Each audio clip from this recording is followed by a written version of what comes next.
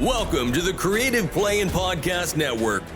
Join us as we share our favorite RPGs, one-shot games, tabletop games, reviews, and convention panels. Sit back and enjoy the show.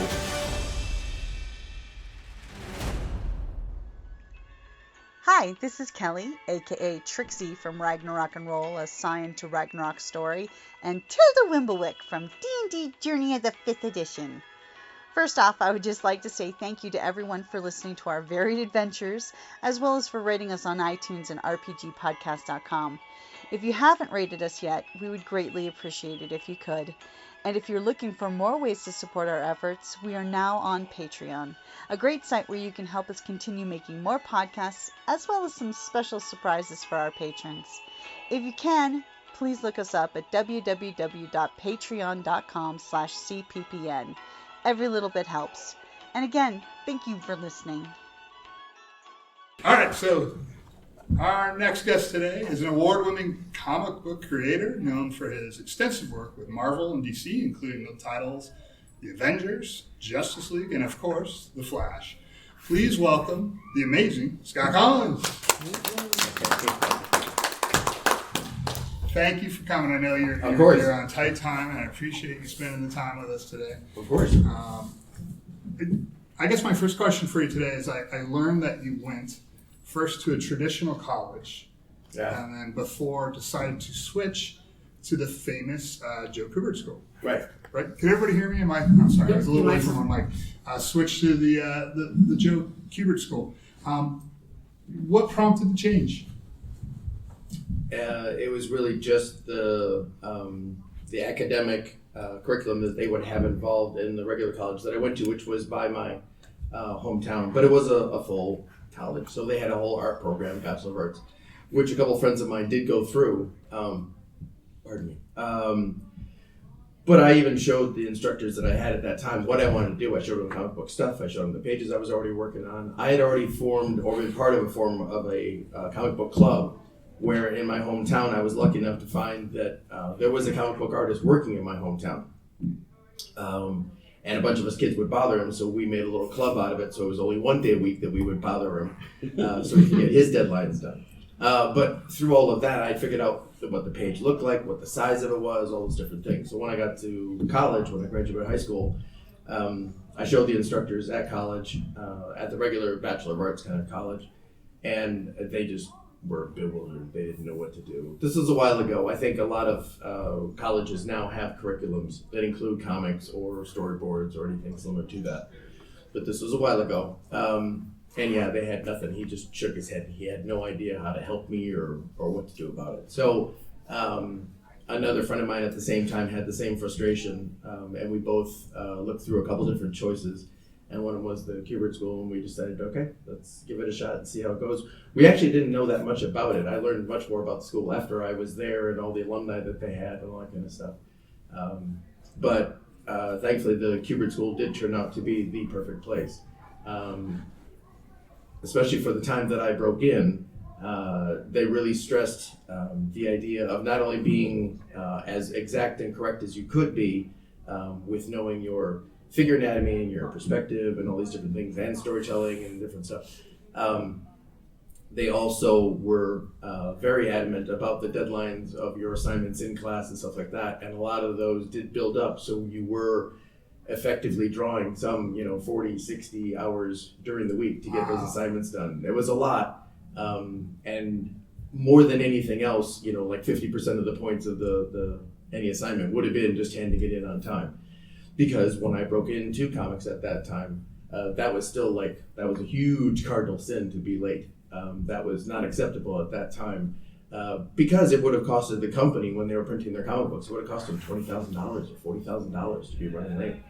Because those printers run, and if you don't get your comic book there on time, they charge you for the time anyway. So then the Kubert School worked out perfect. I did it for 2 years out of the 3-year program, and then I was lucky enough that several other classmates of mine got hired at that new company that was forming at the time, Valiant Comics. And through them getting hired for all sorts of jobs, because that was one of the benefits of the Kubert School, was that we learned how to letter, we learned how to color, we learned how to paste up, do all sorts of different stuff from back in those days before computers were going on. So a bunch of my friends were hired as colorists and inkers and letterers and different things. And I had been pushing my portfolio mostly as a penciler, but I was able to do other stuff. And there were times initially that my first jobs would have been those other assignments, inkers and colorists and different things. But I was hired to be a penciler. It was only for a short time. I didn't fit in very well with the company regimen or the ethos. But it worked out great that, again, after that, then I started working at Marvel and at DC, and I've pretty much been a freelancer ever since. Yeah, going back to that original school, were they dismissive of your work, or did they appreciate it and just didn't know how to help you? They weren't like dismissive of my work or my drawing ability or whatever at the time. I was at least average as far as a beginning student would go. Even in high school, because maybe I'd had comic book club or this or that. In high school, when we had our art classes, and I was certainly no great shakes, but other kids would walk up to me with their life drawing figures and whatnot and ask for pointers of what I was doing, that kind of thing. Because our teacher was just a really general high school art teacher, so he had no specifics, knowledge of anatomy or drawing people or anything like that. He was better at drawing bowls of fruit and drapery or those kind of things they would do. Did I answer the question? Yeah. I just was wondering if, because you said the original college when you went there. Oh, right. It just didn't work out, and I was wondering if they were, because they didn't know what to do with you, I wondered if they were dismissive of your comic book work, or they just simply didn't know how to help you with it.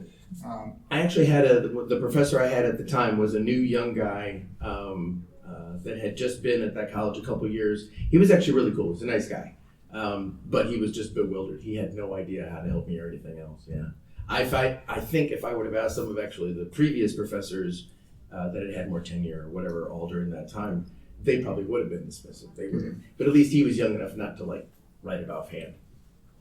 So you said something about the Kubert School. You were there for how many years? 2 out of I believe it's still a 3-year course. Program? Yeah. That seemed is that a common story that people don't finish the Kubert School because they get hired out or they start working? The ones that you've seen out of their alumni, usually on that list, I think at least 50% of them or so don't wind up lasting or needing to do all 3 years before they start getting work.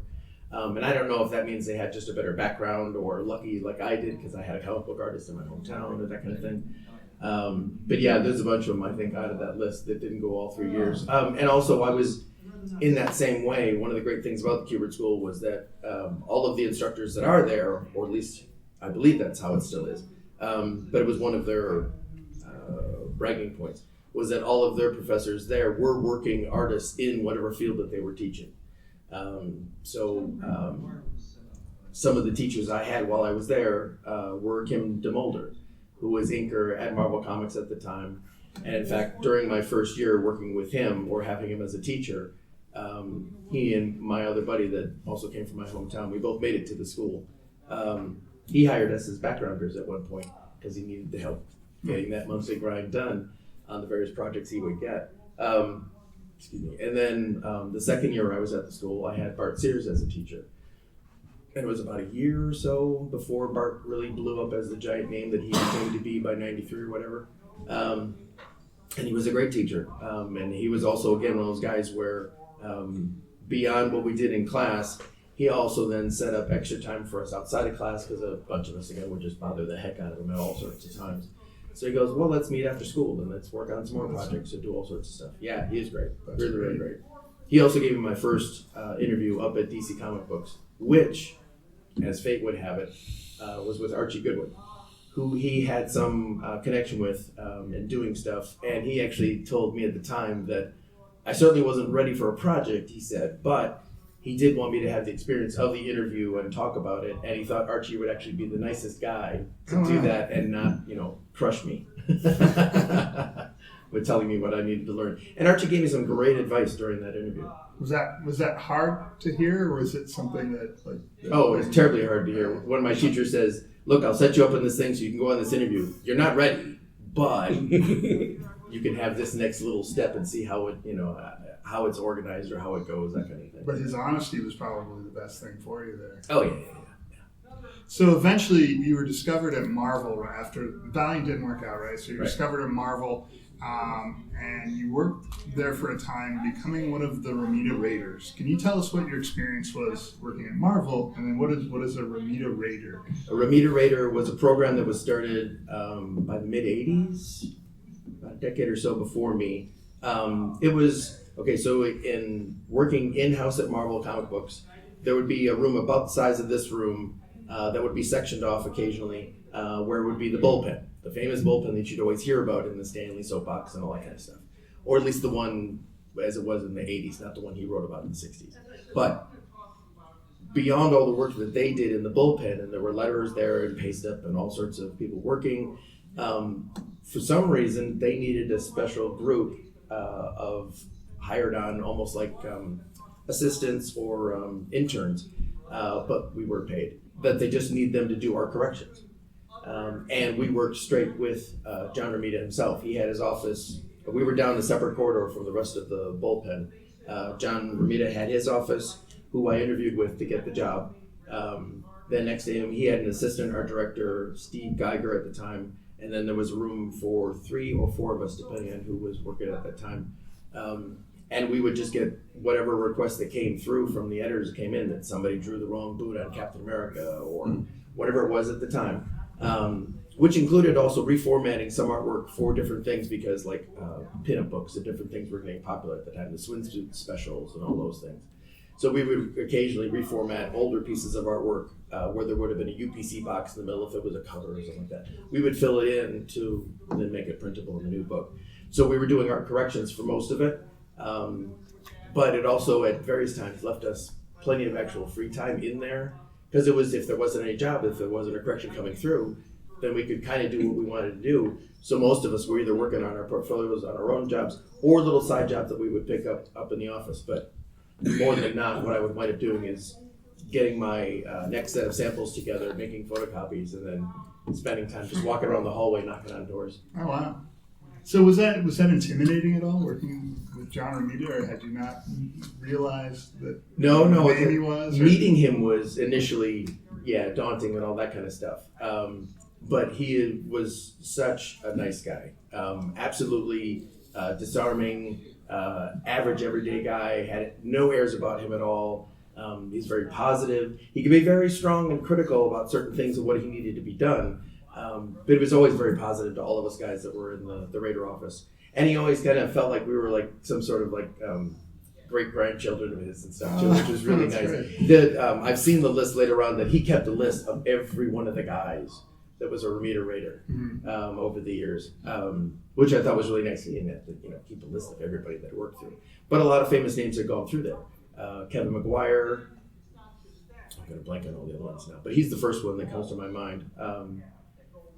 That he was just a few years, 5 years before me.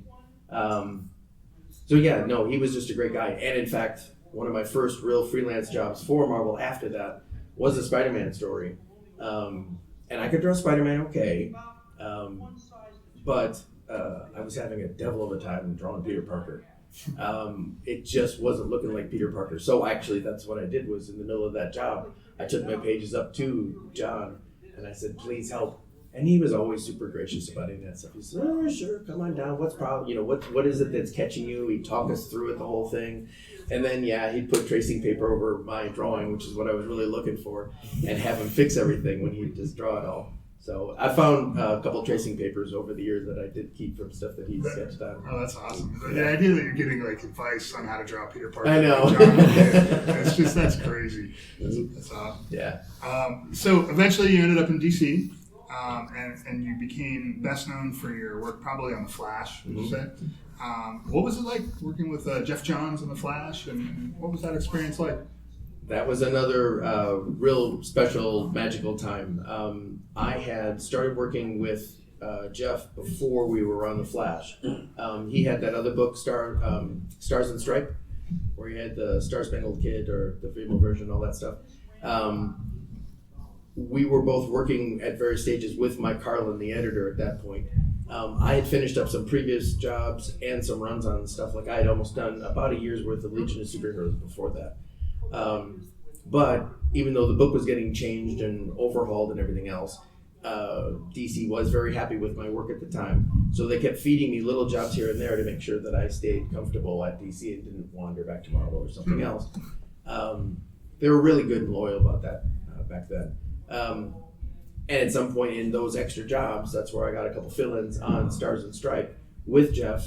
And then I saw him at a San Diego con after that, like our first or second issue that I had done. I was only supposed to do one fill-in issue, and then because it went so well and the regular guy was so late, I wound up doing 3 issues in a row. But by the end of those 3 issues, Jeff and I were like bonding big time. I'm from the Midwest, he's from the Midwest. We both had a lot of same attitudes and values about getting the work done and all those things. So then by the time we were done with that, he and I were starting to formulate proposals for Hawkman, Captain Marvel, all sorts of stuff at DC. I don't know if any of those actually would have happened or not. We didn't quite finish those proposals by the time.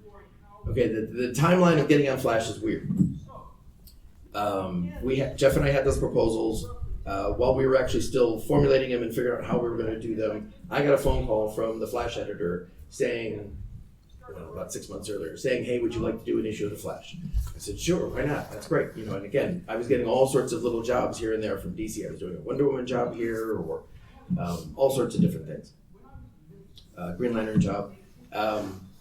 So sure, I'll do this issue of Flash. What I didn't know was that this was basically a test issue for me to see if I could be their next Flash guy.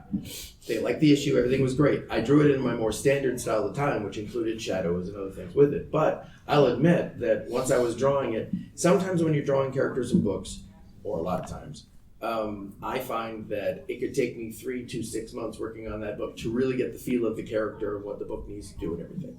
With that one fill-in issue, the honeymoon issue of Wally and Linda, it just came out like butter. Or at least the Flash stuff, part of it did. The running poses and all those things came out very fluid, very natural, and I don't think they were done exactly how they'd been done before. I was trying.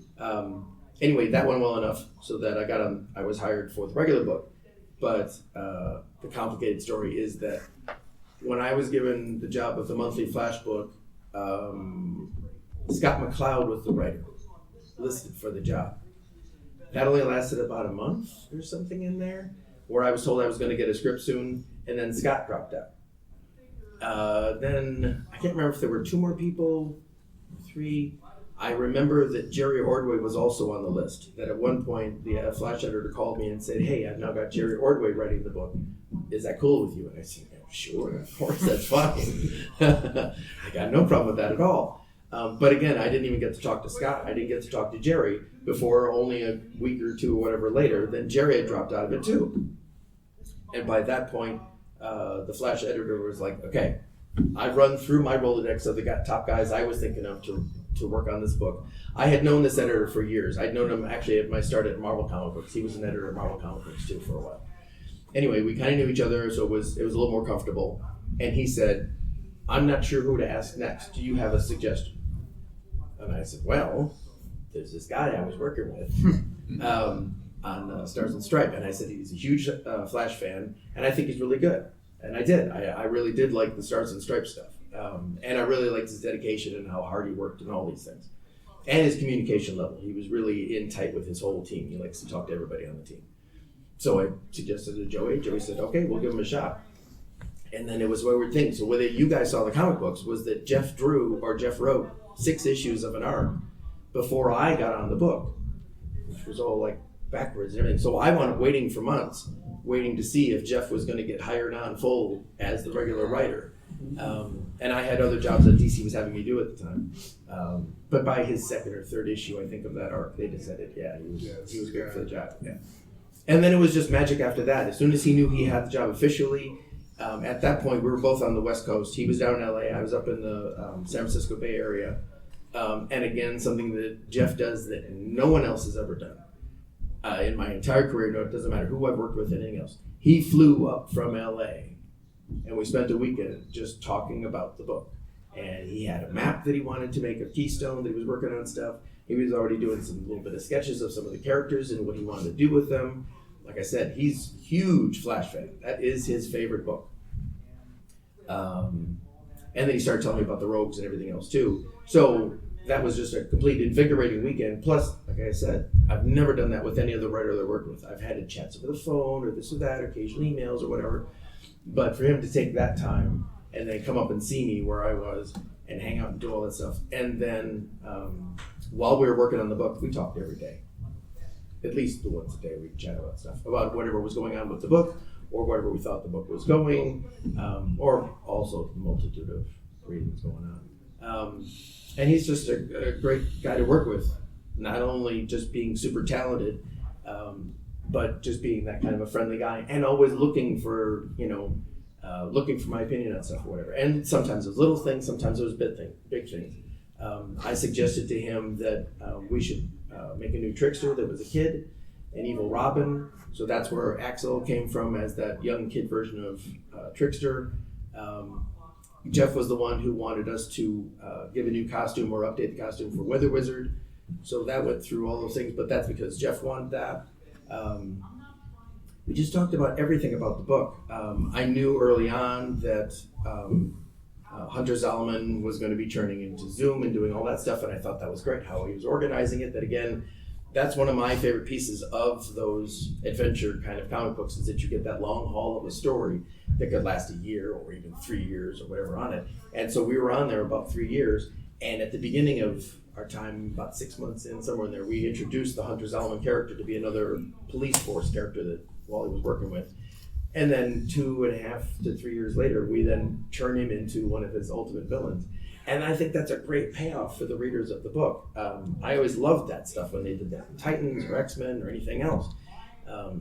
That is definitely part of the magic that might be missing somewhat today, but it's magic that you can hardly get in any other media. I mean, you'd have to have a long-running TV show like a MASH or something like that, or whatever from back in the day, that would call back to something they did from season 1, season 2, and then bring it back and give you this huge payoff and stuff. I thought that was all great. The other thing to remark about Jeff is that he's a little more equipped and business-minded than I am when we work on this stuff. I can occasionally, not too often, throw tantrums and be upset about certain needs and decisions that the company wants to make about stuff.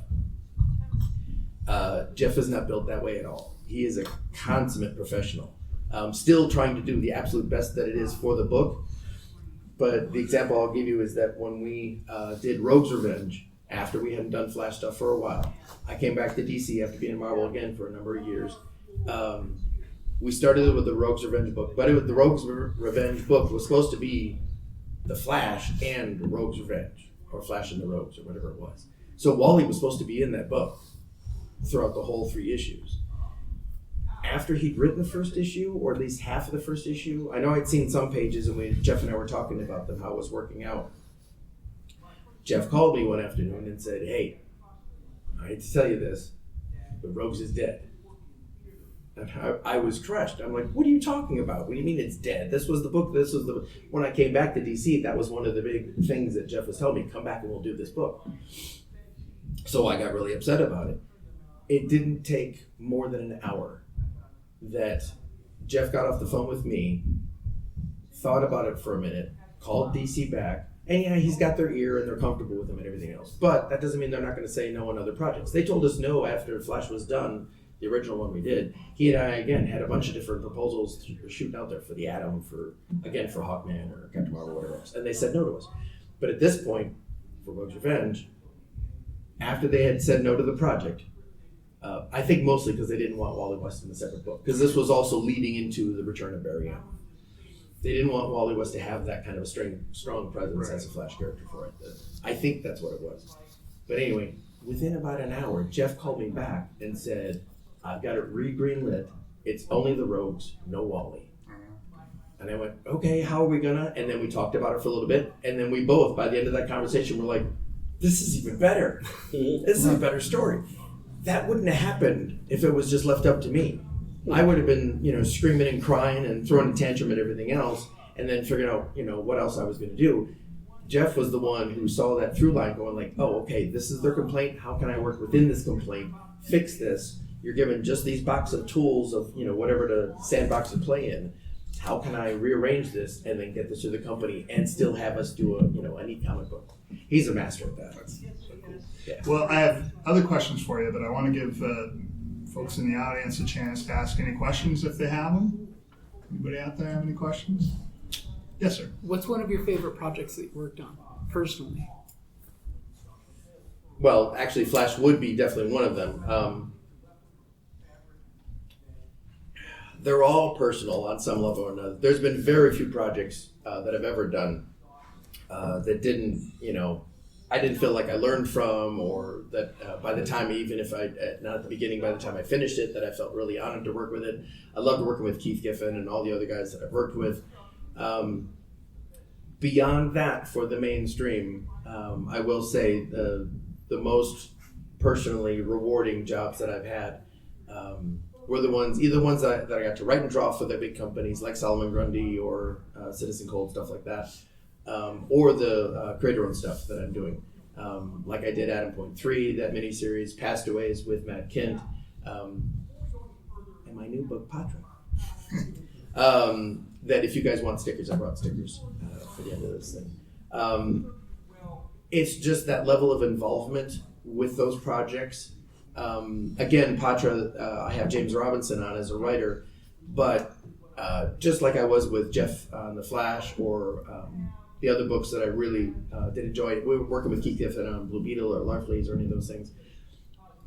I'm one of those guys. I was raised on the Jack Kirby's, the John Burns, the George Perez, the Frank Millers, all those guys. So the artist, if not was also the writer, he was usually then a co-plotter or something involved with the whole context of whatever the book was about. So that's what really drives me on more of the projects that mean something to me. Because I just love being embedded into the whole thing. And I like coming up with ideas. I like playing them out. I also like working in a team and stuff like that. And James had some really interesting insights and ideas for what to do with Patra that I would have never thought of. But yeah, it's just being, soup to nuts, head to toe, whatever, involved with the project as much as I can. That's where, beyond even just the writing end of it, on Adam, I didn't do it as much on Pastaways, but and now on Patra, all the artwork that's in there, the penciling, inking, and coloring, that's all me on all that stuff. And I don't think I could ever express to you to the mountain of work that becomes. Even me, who's a seasoned pro, who's done this for a bunch of decades now, when I worked on Adam and I was doing it all by myself as writer, penciler, inker, and colorist, but I also worked with the letter and the whole thing. And then even here I'm doing Patra. There were times beyond all the years of experience, and I made many, many books. Holy cow, when you're doing the whole thing by yourself, it is really just a whole nother mountain to deal with. And there are many, I don't know what you want to call it, staging points along there where you want to quit. It's so much work. It's so much that you have to put into this thing, and so many hours and everything else. It challenges you constantly, especially when you're doing that whole pie. But in that same way, it's also kind of the most rewarding. Can you tell us a little bit about the book since you have us here? Yeah. So Patra is about a young girl who wakes up in a dangerous situation. She's out of town, on the edge of town in the woods, and there's a serial killer that's after her. Meanwhile, the other half of the story that's gets started is that the serial killer that's after her was also doing his business in this small town. And then all of that's going to converge and whatnot as it goes along. That's the normal, as the advertising on the book would say, the slasher movie kind of part of the story that's going on. But at the same time, every time Patra's in danger, or she finds herself in those spots in the woods, she gets this skull mask, and she gets a knife in her hand, a giant knife as far as she's concerned. And she doesn't know where it's coming from. So there is other stuff that's going on. I kind of link it to a little bit of X-Files, or also a little bit of, what was his name? The 70s TV show with the news reporter who was chasing down the... Cripple Hulk? No. What's Kolchak? that? Yes. Kolchak. Yeah. That was it. So there are kind of extra, not terrestrial, but yeah, a little bit of supernatural elements, involved in the storyline. And again, it was we had a ton of fun with it because my mix in the beginning was that I had the girl character and the look, and I had one aspect, or the main aspect for her character of what she was going to deal with, and then it was going to end by the end of this 4-issue story. When I brought the idea to James and we wanted to work together on something, I told him, well, I have this thing and I just haven't done it yet. What do you think about this one? So my beginning of it, you could say, was kind of a alternate, twisted version of the old Carpenter 1978 Halloween movie. I really love that opening sequence where there was that kid holding the butcher knife and wearing the clown costume. That was just so mind-blowing. I have other twists on there based upon that, but then when James came in on the project, he had what he called his Silence of the Lambs ideas and twists and turns that came from that kind of priority. So then we talked about it very quickly and we go, oh, well, this is going to mix really well, so that not only does it make this Patra first issue arc more interesting and more complicated and cool, it's also allowing us the possibilities for more series after this, where initially my story would have just ended by the end of the 4 issues. And we're in talks with Dark Horse right now about doing the continuing one. So the sales pitch that they give you about there and the previews catalog and stuff like that is saying that this book is a love letter to the old slasher movies from the 80s or 90s, that kind of stuff. And it is, on some levels. We do hold back on most of the gore. It's more, that's why I like the Halloween movie, because most of that was about the tension and the scariness and the build-up, and there really wasn't that much blood. And yeah, you don't notice. Like, you don't think about it not being a gory movie. Right. Other than the scene where he posts the guy up. So. Yeah, he sticks him to the wall. It's a love letter to the slasher films, and in that way of thinking about it, I will admit that then you could think of the long haul of what we'll do with Patra if we get allowed to. Is that you could say this first story arc is kind of Halloween-centric, sort of. But the next one is like, we could do a Friday the 13th kind of centric story. We could do a Texas Chainsaw Massacre story, all that stuff. And James has already, in one of the issues, you'll hear somebody talk about some of that stuff that's going on in there, and showing the opening for all the other stories. And hopefully we'll get a chance to tell them, because they're pretty fun. I really liked how this first one went and how it wrapped up and everything. And then there's some neat twists and turns at the very end of the story, even onto the last page, that no one should see coming. Very cool. I love the idea that she's in danger and this butcher knife just appears in your hand. It's on there. Butcher knife, that's awesome. I think we have time for one more question if anybody has one. If not, I got maybe one more. I have one. Going back to your process, how long does it take you to do an average page? Do you work on like 1, 2, maybe 3 pages a day? When I'm starting a project, depending upon the week, my Mondays are split between looking at the script or whatever has come in that I'm working on or working on my own, but then doing thumbnail breakdowns for like the first 5 pages or so. If I'm working with a writer that's newer to the business or something, like one of the writers I'm working with right now on a side project, he's more of a TV writer. Excuse me. He doesn't quite know the ins and outs of how to start a page, end a page, or those kind of things. So I'll need to break down more pages along there, maybe 10 pages or more, to make sure that they're all working, that the scenes fit and flow and all that kind of stuff. But normally, for most comic book writers that have already the experience of how to handle that stuff, I'll only need to do about 5 pages of breakdowns, just enough to get me through the week's work. And then I'll spend the rest of that week working on those 5 pages. Most of the time, it's a page a day. Sometimes if it's a new project, it can slow down a little bit if I need to get a handle on that Peter Parker that's giving me a problem or whatever. Or there are the other pages, like one I was on Flash, that we did a Gorilla Grodd issue early on, which I really pushed for. And then Jeff understood and liked it. The end of the Grodd story that we did was this huge pullback shot of Keystone, and we were supposed to show that Grodd had gone through, several different blocks worth of the city and done all this destruction. Again, we spent most of that issue, like most of the other issues we did on The Flash, whatever villain we had in there, we were trying to make the villain seem really cool and impressive, so that they actually seemed like they were a worthy foe or adversary for the Flash. So we pulled back at the end of that Grodd issue, and we just I showed not only the tons of the destruction, but it was a top-down shot of the city at that point. Kind of crazy shot. And it was just took extra time because I'm drawing tons of buildings, tons of rooftops of all these buildings, everything else. So you could see Grodd at the main intersection of the street, but you would see all this damage that he had done for blocks and blocks and blocks. I finished that. It only took me like an extra day or so, I think, in getting it done. But when I finished it and I handed it in, Jeff goes, you shouldn't have done that. And I said, what do you mean? What did I do wrong? He goes, no, now I know you can do this stuff. And in that same line of thinking, he did have me do other city shots then. We had city shots where they were, where it was a central city and Keystone. So I was doing these giant, monstrous Akira shots of the two cities. And in that same frame of reference, I will tell you one of my neatest little con experiences that I had when I was going to the cons as an early professional. I was in Baltimore, where I'm going to be in a month. And I had just about finished my Flash run, I think, at that time. But I was busy doing this and that and whatever, and I was talking to Jeff. He was there at the con, and we're doing this and that, whatever. Next thing I know, George Perez is in front of my table.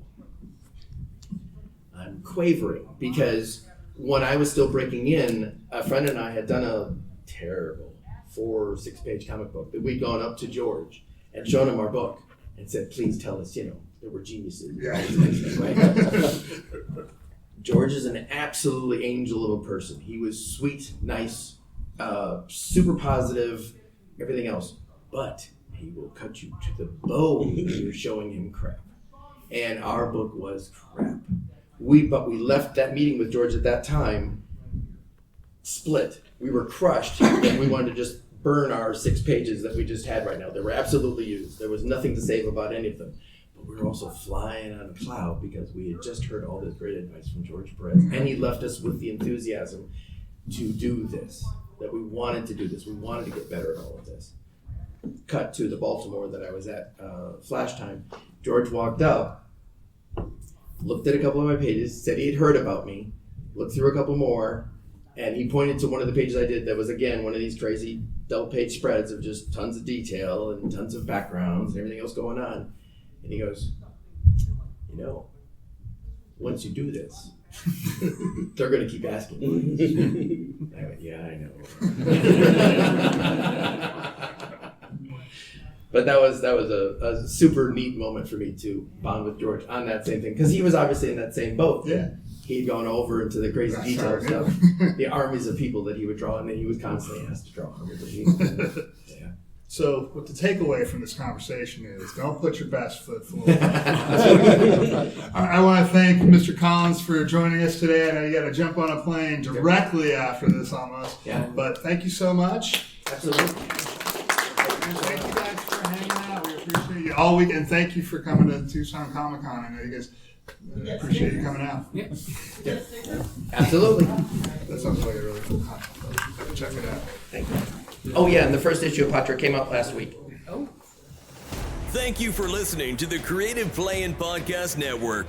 If you enjoyed our show, please check out D&D Journey of the 5th Edition and Ragnarok Enroll a Scion Hero to Ragnarok Story. Also, check out our Patreon page for more content and behind-the-scenes things, as well as joining us for a one-shot game or two.